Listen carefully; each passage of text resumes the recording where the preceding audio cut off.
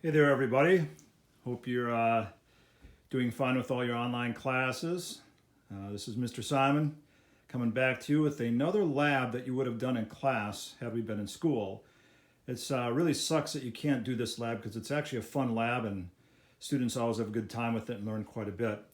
Today we're going to be talking about curved mirrors. So last time we met, we did a plane mirror, just a regular old plane mirror. There I am. How y'all doing? You can see inside that mirror. And plane mirrors produce virtual images. Virtual images, again, appear to be there, but they're not really there. There's nobody behind the mirror. Virtual images are always upright.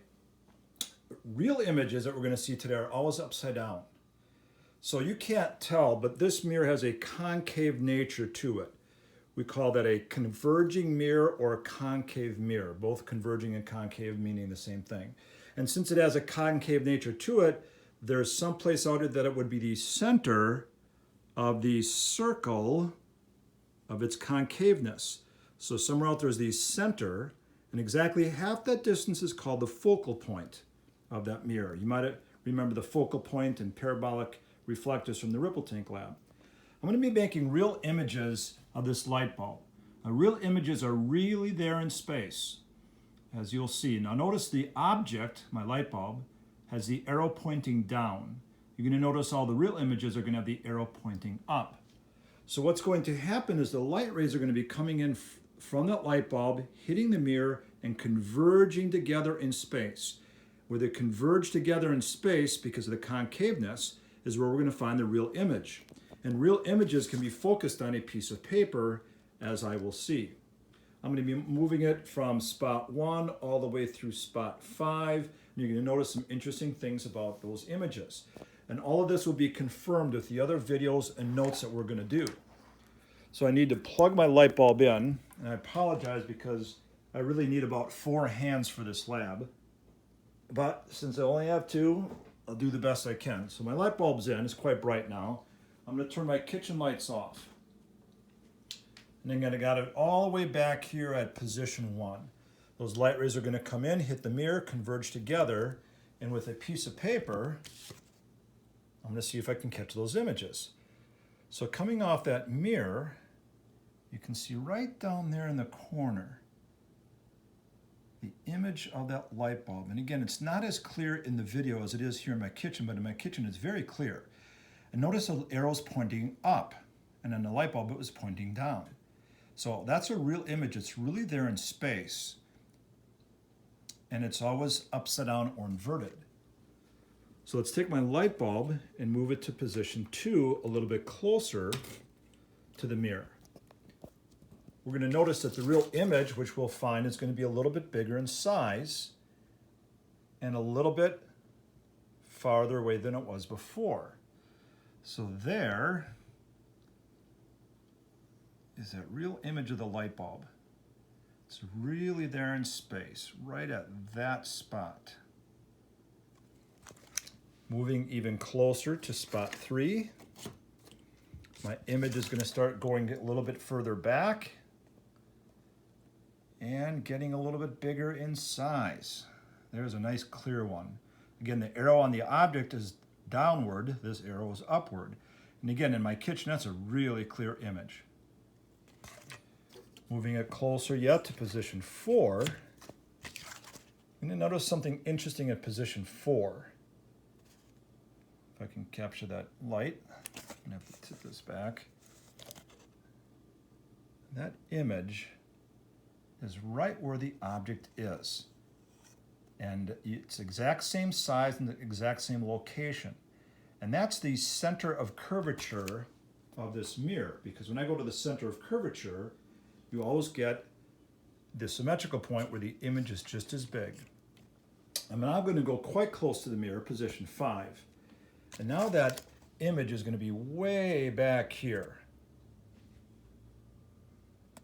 You can see that's a pretty clear, at least, image of the arrow. And I'm way past where I started that original light bulb.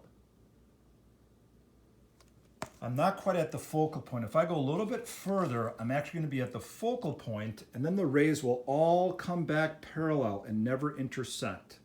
the image will be what we say at infinity. Now if I go even closer, now I'm going to see a virtual image. So I have to look behind the mirror.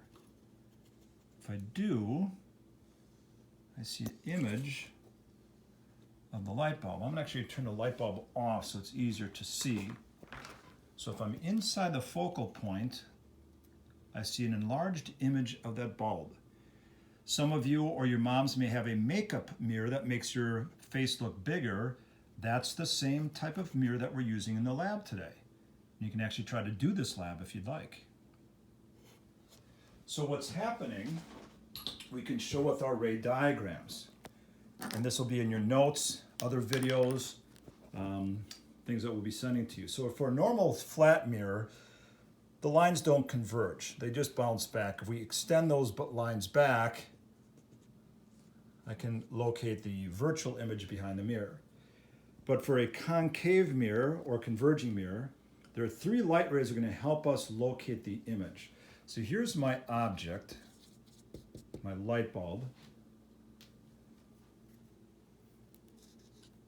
Object. 3 rays I'm going to use. The first ray is one that comes in parallel to the mirror.